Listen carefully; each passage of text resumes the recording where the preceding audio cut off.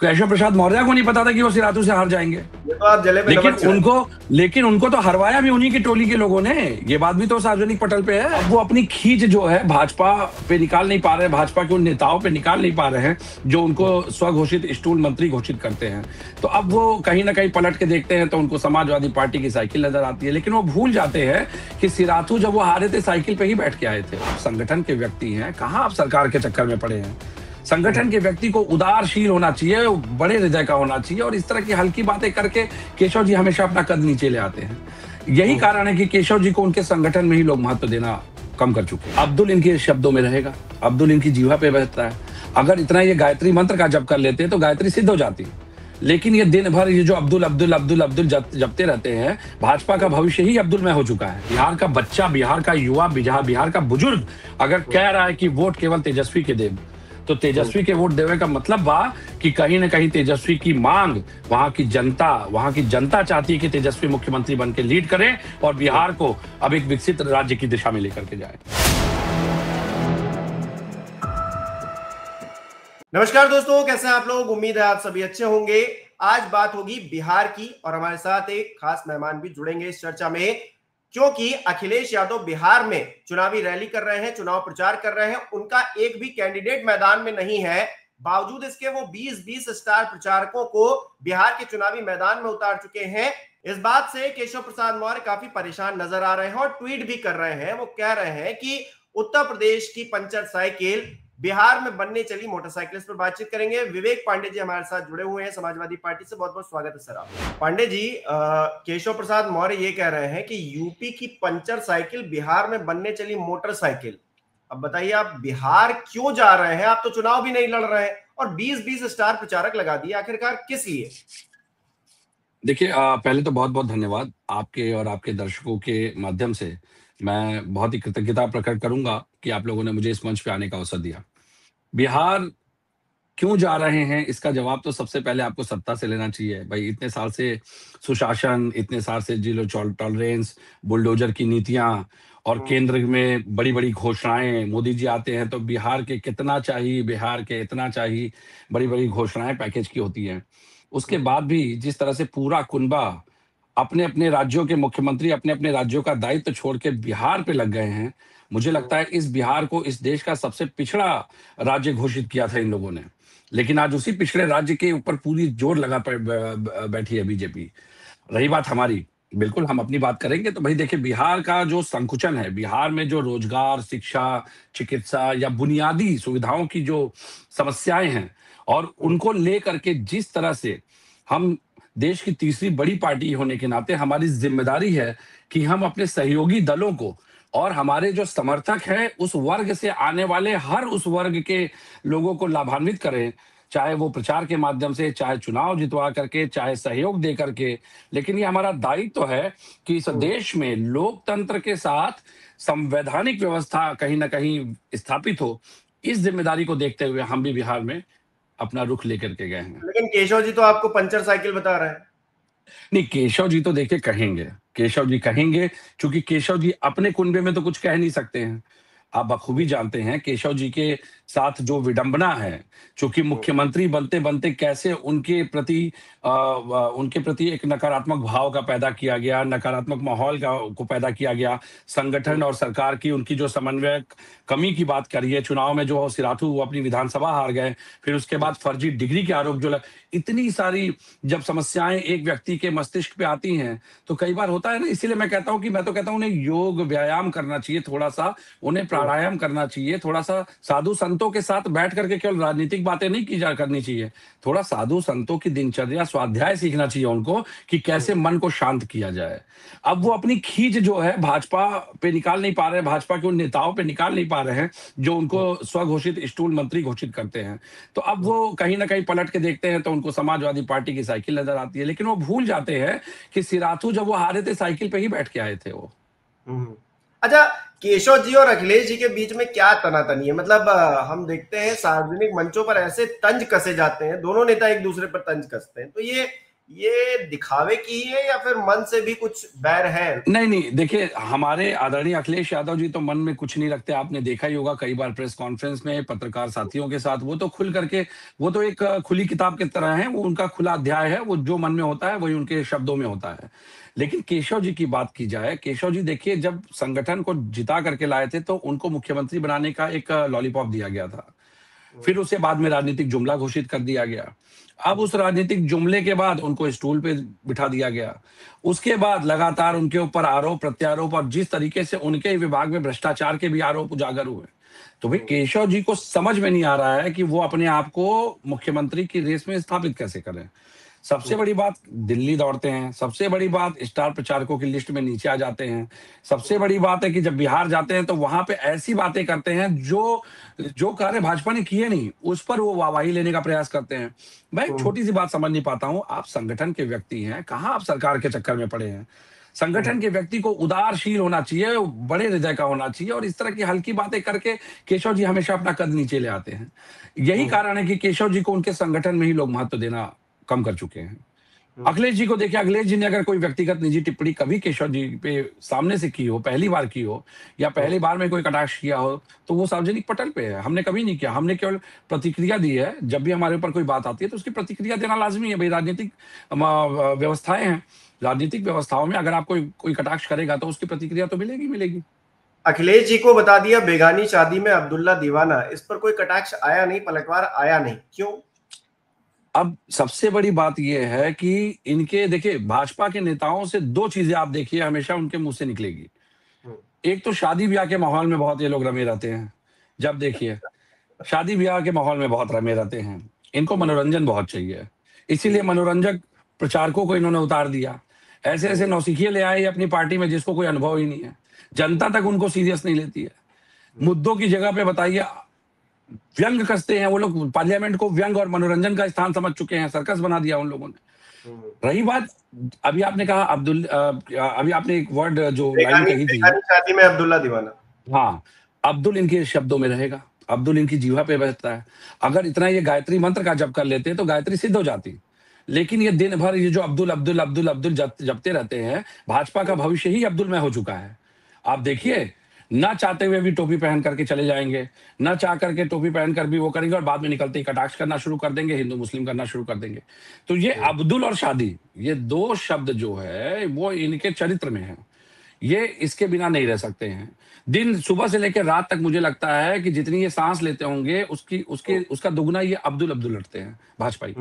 तो मुझे लगता है यही कारण है कि भाजपा अपने अस्तित्व को संकट में खड़ा कर चुकी है, और जनता इस चीज को भाग चुकी है, जनता नकार चुकी है। बिहार में ये चीज स्पष्ट दिखाई दे रही है। और उत्तर प्रदेश, जो हमेशा कहा जाता है कि दिल्ली की राजनीति का गलियारा और उसका रास्ता उत्तर प्रदेश से खुलता है, तो ये बात भी देश याद रखे कि उत्तर प्रदेश की हर क्रांतिकारी, इस देश का हर क्रांतिकारी आंदोलन भी बिहार से ही खड़ा हुआ है, और इस अच्छा, बार बिहार इनको इतना उल्टे मुंह देगा। इतना इंटरेस्ट लेना अखिलेश यादव का 27 की प्लानिंग है क्या? क्योंकि 20-20 स्टार प्रचारक तब उतारना जब एक भी कैंडिडेट आपका नहीं है, और खुद अखिलेश यादव जा रहे हैं, डिंपल यादव को लगाया गया, इकरा हसन हो गई, आजम खान, मतलब आपने जितने दिग्गज नेता हैं सबको लगा दिया चाचा को छोड़कर। मैं तो यही तो सवाल मेरा भी है कि जब भाजपा बिहार में काबिज थी, देश का प्रधानमंत्री तक तो बिहार में प्रचार कर रहा है, देश का प्रधानमंत्री बिहार में प्रचार कर रहा है। मैंने कभी किसी इंटरनेशनल पॉलिटिक्स को जब मैं उठा के देखता हूं, मैं नहीं देखता कि किसी ऐसे स्टेट के या किसी राज्य के चुनाव में किसी देश का प्रेसिडेंट या किसी देश के राष्ट्रपति चले जा रहे हैं चुनाव का प्रसार करने। अरे है तो वो लेकिन ये भारतीय भारत एक जनता पार्टी अपवाद के है। ही ना हाँ, मैं सर। वही कह रहा हूँ, भारत एक अपवाद है। अगर भारतीय जनता पार्टी ने इतना काम किया था तो उसे क्या जरूरत थी अपने पूरे कुनबे को, पूरे भारत के कुनबे को भाजपा के उठा करके बिहार में खड़ा करने की। हम तो इसलिए जा रहे हैं क्योंकि बिहार हमारा पड़ोसी मित्र है, बिहार हमारा पड़ोसी राज्य है, और पड़ोस में जब कोई समस्या आती है तो पड़ोसी के लिए खड़ा होना हमारा धर्म है। और सबसे बड़ी बात मैं फिर कहता हूं कि बिहार में जो लेकिन पीडीए आप की उन्हीं स्थिति है। लोगों के लिए प्रचार नहीं कर रहे हैं, उसी गठबंधन के लिए प्रचार नहीं कर रहे हैं। हमने देखा मध्य प्रदेश के अंदर किस तरह का व्यवहार आपके साथ हुआ, कांग्रेस पार्टी ने किस तरह का व्यवहार आपके साथ किया, और फिर आप उसी कांग्रेस नीत गठबंधन के साथ जो है प्रचार कर रहे हैं, एक भी कैंडिडेट नहीं मिलने के बावजूद। तो ये देखिए कहीं समाजवादी विचारधारा उदार हृदय से प्रेरित है, उदारता से प्रेरित है। हम उदारवादी नीतियों को लेकर के चलते हैं। हम मध्य प्रदेश की बातों को लेकर के आने वाले भविष्य को अंधकार की तरफ ढकेल दे, ये इतनी संकुचित विचारधारा समाजवाद में नहीं है। समाजवाद में इसका कोई स्थान नहीं, संकुचन का स्थान नहीं है समाजवाद में। जिस तरह आप भाजपा की तुलना अगर करिए, तो भाजपा के लोग केवल और केवल सनातन और धर्म की आड़ में जिस तरह उन्होंने धर्म को आगे किया, भगवान श्री राम को प्रेजेंट किया और उसकी आड़ में अयोध्या को लूट लिया। समाजवाद में यह विचारधारा काम नहीं करती। समाजवाद की विचारधारा उदारवादिता से प्रेरित है। हम सहयोग करने में विश्वास करते हैं, हम समर्पण में विश्वास करते हैं। अगर हम पूर्ववर्ती बातों को लेकर के चलेंगे तो यकीन मानिए भारत का भविष्य, उत्तर प्रदेश का भविष्य अंधकार में हो जाएगा। हम उसी लालटेन से उस प्रकाश को, दिव्य ज्योति को जलाने का प्रयास कर रहे हैं, जिसके नीचे बैठ करके आप, मैं और हमारे जैसे कितने युवा अपने भविष्य की लेखनी से अपना भविष्य लिखते हैं। तो हम तो चाहते हैं कि देश इस बात को समझे कि उनके बच्चे अमेरिका पढ़ रहे हैं, उनके बच्चे यूएस पढ़ रहे हैं, उनके बच्चे हार्वर्ड में पढ़ रहे हैं, लेकिन आपके बच्चे नारा और भंडारा कर रहे हैं। हम इस मानसिकता से लोगों को बाहर लाने का प्रयास करना है। अच्छा, कुछ लोग ये कह रहे हैं कि अखिलेश यादव ये सोच रहे हैं कि तेजस्वी यादव अगर हार गए, मान लीजिए फिर से सरकार रिपीट हो गई बिहार के अंदर, तो उत्तर प्रदेश में और ज्यादा मुश्किलें बढ़ जाएंगी और एक नैरेटिव भी सेट हो जाएगा कि देखिए अखिलेश भी आ गए, राहुल गांधी ने भी पूरा जोर लगा लिया, वोट चोरी और ये सब तमाम मुद्दे जिन पर बहुत बहस हो भी चुकी है राजनीतिक गलियारों में भी, समाज के अंदर भी। उसके बावजूद भी भारतीय जनता पार्टी जो है चुनाव जीत गई और वहां पर गठबंधन में जो है सरकार चला रही। तो अखिलेश यादव के लिए 27 बहुत मुश्किल हो जाएगा अगर बिहार हार गए तो। देखिए, मैं आपको बहुत ही बुनियादी जमीन की इसका जमीन से शुरुआत करता हूं। आपने पूरे भारत में आज, जबकि ग्लोबलाइजेशन की बात हो रही है, हाईएस्ट जीडीपी की बात हो रही है, ट्रिलियन इकोनॉमी की बात हो रही है, क्या आपने 1 रुपए में किसी को जमीन मिलते देखा है? लेकिन बिहार में सबसे बड़ी चीज आपको समझनी पड़ेगी। बिहार की सबसे बड़ी जो एक इन्होंने जिस पे बात नहीं हो रही है, मैं भी इस बात को देख के आश्चर्यचकित था। मैंने एक रिपोर्ट भी तैयार करके ट्विटर पे डाली है, आपको मैं वो शेयर करूंगा, आप देखिएगा। जो मेरी अपनी रिसर्च है, जितनी जानकारी के अनुसार, बिहार में देश का सबसे बड़ा स्वर्ण भंडार है माइनिंग का। बिहार में सबसे ज्यादा खनिज का भंडार है, जिस पर कोई बात नहीं करता, जिस पर बिहार चुनाव में भी बात नहीं हो रही है। बिहार में रोजगार, उद्योग, पलायन, इन 3 विषयों को लेकर के बात हो रही है, लेकिन वो कहां से उसको रोका जाएगा उस पर बात नहीं हो रही है। और सरकार, सबसे बड़ी बात, सत्ता पक्ष भी इस पे मौन है। ये अडानी की एंट्री जो हुई है, 1 रुपए में जो उनको आवंटन किया गया है, मैं तो ये देख के आश्चर्यचकित हूं कि कहीं ऐसा तो नहीं कि ये माइनिंग की सारी खदानें उठा करके इस पर भी उनको काबिज करवा दिया जाएगा। बिहार के लोगों को ये बात समझनी पड़ेगी कि 27 हमारे लिए चुनौती नहीं है। हमने अयोध्या को लूटने से बचाया। देखिए, आप देखिए ना, भगवान श्री राम के आड़ में क्या क्या हो रहा था। सार्वजनिक रिपोर्टें हैं, किसी एक पे कार्रवाई हुई? आप बताइए, किसी एक पे कार्रवाई हुई? आपने भी तो कवर किया होगा। बीजेपी तो कह रही ना, आपने तो कारसेवकों पर गोलियां चलवाई, आप राम मंदिर नहीं बनने देना चाहते थे, आप तो उन लोगों में से हैं। नृपेंद्र मिश्रा क्या कर रहे हैं? नृपेंद्र मिश्रा क्या कर बिहार रहे हैं? नृपेंद्र मिश्रा क्या कर रहे हैं? ये तो सार्वजनिक पटल पे है कि ऑर्डर किसने दिए थे, ऑर्डर किसने दिए थे, किसने आदेश जारी किए थे। नृपेंद्र मिश्रा आज उनकी गोद में बैठे हैं ना। अगर इतना उनको, देखिए एक बात समझ लीजिएगा, उन्होंने अयोध्या को सिर्फ और सिर्फ एक ब्रांड प्रोडक्ट की तरह यूज किया है, अपने पार्टी के लोगों को स्थापित करने, उससे पैसा कमाने, भ्रष्टाचार करने। अयोध्या के चंदों से लेकर के वहां की जमीनों तक में जो भ्रष्टाचार आया, क्या आपको लगता है कि वो धर्म नगरी जो थी उसको इस तरह से लूटा जाना चाहिए था?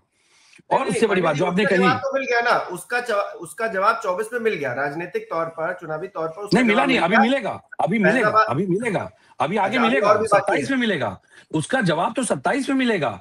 ये तो जो आपको 24 में आप देख रहे हैं, ये तो जो उसके चंदे के घोटाले हुए थे, अयोध्या के राम मंदिर बनने के जो चंदे थे, उसमें जो घोटाला संतों ने उजागर किया था, तो उसका प्रतिफल था। अयोध्या की जो जमीनों का, अयोध्या धर्म नगरी को लूटने का जो प्रतिफल है, वो तो 27 में मिलेगा। अभी आप देखते जाइए। अभी तो इनको अयोध्या नहीं, इनको पूरे उत्तर प्रदेश से भगवान श्री राम हटाएंगे। क्या बात कर रहे हैं आप? अच्छा, अखिलेश यादव जो बात कह रहे हैं कि तेजस्वी यादव मुख्यमंत्री बनने जा रहे हैं, ये कॉन्फिडेंस कहां से आ रहा है? भाई, जनता, कॉन्फिडेंस तो जनता देती है। आप देख लीजिए जिस तरह का जनसंपर्क और जिस तरीके से जनता का प्यार मिल रहा है। और चुनाव हमेशा एक आशावादी मनोवृत्ति से लड़ा जाता है। कौन जानता था कि केशव प्रसाद मौर्य सिराथू से हार जाएंगे? बताइए आप। केशव प्रसाद मौर्य को नहीं पता था कि वो सिराथू से हार जाएंगे। ये तो आप जले पे नमक छिड़क। लेकिन उनको तो हरवाया भी उन्हीं की टोली के लोगों ने। ये बात भी तो सार्वजनिक पटल पे है, राजनीतिक गलियारों में, मीडिया के गलियारों में चर्चा का विषय ये भी है कि सिराथू से केशव प्रसाद मौर्य को हरवाने में उन्हीं के नेतृत्व के लोग रहे। और उसका कारण क्या था वो भी सार्वजनिक पटल पे है, तभी वो दिल्ली दौड़ दौड़ करके जाते हैं बेचारे कि कहीं स्थापित हो जाए। लेकिन सबसे बड़ी बात आपको ये समझनी पड़ेगी, हम क्रांति की बीच से उपजे हुए लोग हैं, और उत्तर प्रदेश से बिहार तक की अगर बात की जाए तो आज एक उदारवादी विचारधारा के साथ दूरदर्शी विचारधारा की आवश्यकता है, जुमलों की विचारधारा की आवश्यकता नहीं है। जुमलों ने इस देश को हर इंडेक्स में डाउन कर दिया, लेकिन मीडिया के धक्कों से, जो एक सो कॉल्ड उनकी जो मीडिया है, मीडिया को जो मैनेज करके चलते हैं, जो सूचना विभाग का बजट है, अभी बहुत बड़ा बजट फिर जारी किया गया, 2-3 टेंडर भी निरस्त हो गए कुछ कंपनियों के। मैं ये समझ नहीं पा रहा हूं कि कोई भी सरकार बहुत अच्छा अगर काम करती है तो उसको मीडिया के धक्कों की जरूरत क्यों पड़ती है, ये बात मेरी समझ के पड़े है।